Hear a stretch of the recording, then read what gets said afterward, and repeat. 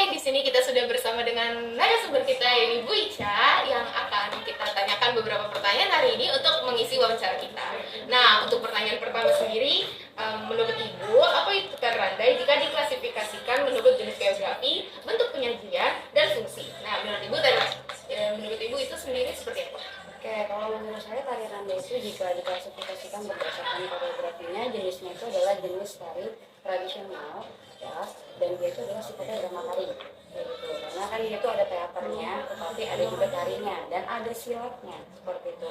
Lalu jika berdasarkan bentuk penyajiannya, dia disebutnya tari kelompok. Kenapa tari kelompok? Karena pastinya tari randai itu tidak bisa diselenggarakan hanya untuk satu, dua, atau tiga, ya. Itu minimal untuk tari randai itu tuh ada 10 orang, ya. Tetapi kalau untuk ditampilkan di aslinya, di daerah aslinya itu bisa mungkin di dalam satu kampung itu ada perkumpulan remaja, putra dan putri, mereka tuh kayak membuat sebuah cerita nasihat dari ketua atau pepatah yang ada di daerah tersebut, gitu ya. Mereka berkeliling bersenda gurau, saling balas pantun, tentunya ada silat dan juga tarinya, gitu. Dan berdasarkan fungsinya, kalau zaman dulu tuh fungsinya cuma sekedar bercerita bagaimana sih ingin menyampaikan ketua-ketua dari yang ketua ke anak yang muda, gitu ya. Jadi ada nasihat-nasihat supaya kita sebagai penerus generasi di daerah tersebut bisa melaksanakan suatu anjuran, gitu, baik dari agamanya atau adat budaya, supaya ke depan itu kita tidak salah. Wah, terima kasih ya Bu atas pertanyaan saya. Selanjutnya kita akan berlanjut ke pertanyaan kedua. Pertanyaan kedua ini kan sebelum masuk pertanyaan kedua kan tadi kita udah jelasin ya sama Bu Ica itu tentang dari jenis geografi, koreografinya sama penyanyi. Nah pasti kan di dalam sebuah tarian itu ada berasalnya dari mana ya? Tentunya kayak tari Bali. Nah tari kecak itu berasal dari Bali ya Bu. Nah kalau tari randai sendiri ini berasal dari mana sih ya Bu? Oke, sebenarnya sudah saya bilang tadi di awal, tadi sudah saya spill ya, kita di daerah tertentu. Nah, tari randai ini berasal dari Sumatera Barat atau yang biasa kalian kenal dari Padang atau yang disebut juga Minangkabau. Nah, itu tuh khas banget. Kenapa?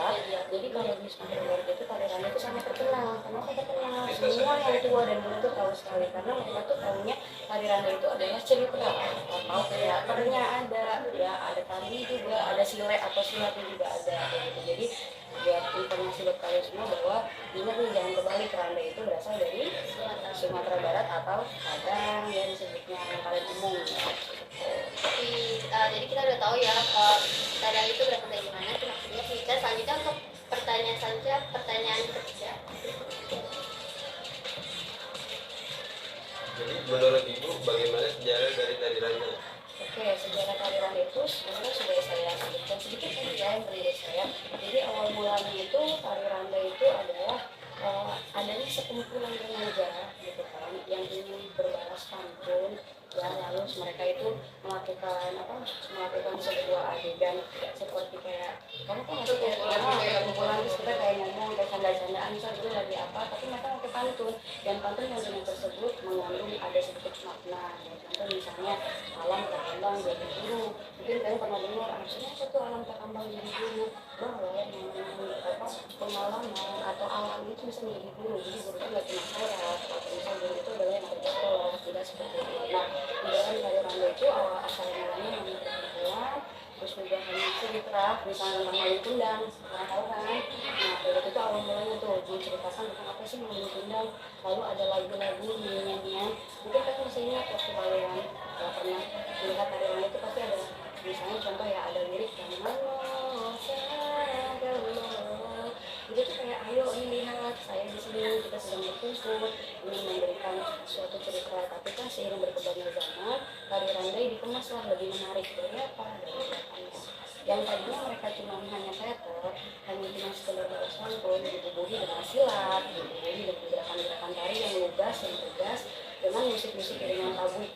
Tabuk itu kayak semacam tahu gendang, tapi dia tuh kayak disebutnya bol, dia taruh tabuk gitu ya. Terus juga ada tasa tuh bentuknya kayak, kamu pernah tahu di alam Marais tuh ada tuh namanya apa, kayak perkusnya Turki itu, drum, udah itu ada di situ. Jadi untuk mengiringi si tari randai itu sendiri. Jadi sebenarnya awal mulanya adalah teater ya, lalu sebelum berkembang zaman ditambah lagi ada silatnya dan juga ada seperti itu.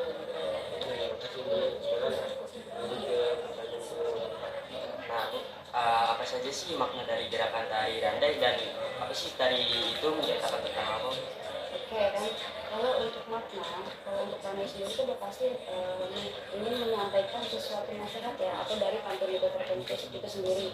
Nah tetapi kalau untuk maknanya seperti kami di yang paling simpel dari Rangga itu ada kuda-kuda, ada langkah kecil, gitu ya, ada papua galembong, kayak gitu ya. Papua galembong itu adalah ketikan, papua itu ketik, ketik galembong adalah kostum atau kostum tari busana tari yang dipakai di tari itu sendiri gitu. Nah kalau untuk makna lainnya adalah kayak misalnya langkah satu itu langkah tegas, satu langkahnya cuma satu langkah cie, nah tegas gitu. Terus kuda-kuda bahwa filosofi kuda-kuda di tari rangge atau di tari Minang itu sendiri menandakan kalau orang Minang itu apa ya, dirinya kuat. Jadi kalau dia ingin menggapai sesuatu itu dia harus tersampaikan. Jadi istilahnya orang Minang itu bilang istilahnya kalau seandainya dia merantau, dia harus siap ketika pulang kembali ke daerah asalnya. Jadi dia nggak boleh pulang. Makanya kalau masuk kanan banyak kan mana-mana, nah istilahnya makna gerak tari itu adalah menggambarkan si orang Minang. Dan itu filosofinya memberikan seperti gini, pagak itu langkah. Pagak itu kan pada saat langkah itu pagak itu gini. Nah kalau Minang itu dengan filosofi adalah kita harus lurus. Gimana sih kita menjalani filosofi tidak ada itu harus lurus saja, jangan sampai dengan melakukan sesuatu terus ya. Terus pada dengan terus juga ada namanya ada sangga, pakai tunggua, pernah dengar pakai tunggua ya? Tunggua itu kayak misalkan kalian ada gerakan seperti ini, terus gini, nah tunggua itu kan gerakan yang harus tegas. Nah itu orang Minang, jadi nggak boleh tomat atau ini itu gaya itu sifat dari orang Minang. Makanya dia tunggua sama dimana karena dari dia dimana dia berpijak dia ada di muncul. Jadi apapun dimanapun dia berada dia harus jadi. Jadi setiap gerakan tari Minang itu dia berebut pasti bebas. Baik Bu, terima kasih. Nah kita lanjutkan pertanyaan bagaimana? Kalau boleh tahu baju dan properti apa saja sih yang digunakan dalam tari ranggai? Oke, kalau untuk properti, kalau tari ranggai itu sendiri tidak menggunakan properti apapun karena dia benar-benar hanya bergerak kan dari internalnya kita sendiri atau tubuh kita sendiri. Tetapi kalau untuk kostum itu pertama ada deta. Deta itu jadi bahasa orang Minang itu deta itu adalah ikat kepala. Nah ikat kepala di tari ranggai itu ada dua sebenarnya. Kalau untuk yang zaman sekarang ini karena untuk kebutuhan hiburan, untuk kebutuhan pendidikan estetis itu kadang pakai yang simpel. Jadi kayak kepala segitiga. Mungkin anak-anak kecil sekarang kalian kalau pernah lihat kalau pakai pentas tari Minang pakai yang segitiga. Padahal yang benar itu tari ranggai itu memakai deta yang diikat pakai kain batik. Jadi kayak kain taplak meja ya, yang model itu batik yang warna coklat kayak gitu ya, itu dilipat segitiga lalu digulung, nah dipakaikan ke kepala, bentuknya seperti kepala kucing. Jadi ada kepitingnya luar kayak gitu. Itu namanya disebutnya deta atau kain batik. Nah itu satu. Nah kain deta itu dipakai duanya buat apa aja Bu? Buat di kepala sama di pinggang. Nah di pinggang itu sama dibuat segitiga lalu diikat di bagian sebelah kanan ke arah kiri ya. Tuh, lalu yang kedua adalah bajunya itu kostumnya biasa, tidak ada bahasa khusus, tapi ada satu bahasa khusus untuk celananya disebut celana galembong ya, galembong itu tuh celananya kalau kata anak sekarang kayak celana pempers kayak gitu. Jadi bolongnya cuma di bagian kaki, kalau untuk di bagian tengah antara dua kaki itu menyatu kayak gitu. Fungsinya untuk apa?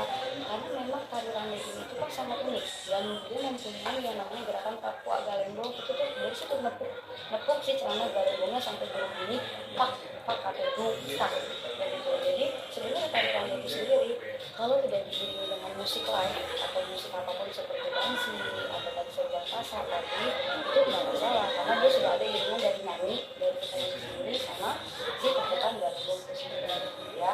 Jadi kostumnya simpel banget kalau tari ranggai, cuman ya jadi ya kembali lagi seiring berkembangnya zaman adanya tari fungsi ya sampai detik ini tahun 2023 tari ranggai itu tuh akhirnya bajunya itu diperindah untuk kebutuhan yang juga untuk kebutuhan ini ya, harusnya kebutuhan seni dan yang lainnya dan supaya menarik. Cuman tuan-tuan nggak mungkin kita memakai kostum zaman dulu yang cuma hitam atau cuma merah-merah aja, pasti warna-warna yang menarik berikutnya tanpa menghilangkan dari si kostum aslinya itu sendiri. Dia kan harus tetap pakai baju panjang, dan dia harus panjang ya, nggak boleh pendek ya, dia harus panjang. Nah, terus celana galembonya juga diganti dengan celana yang biasa.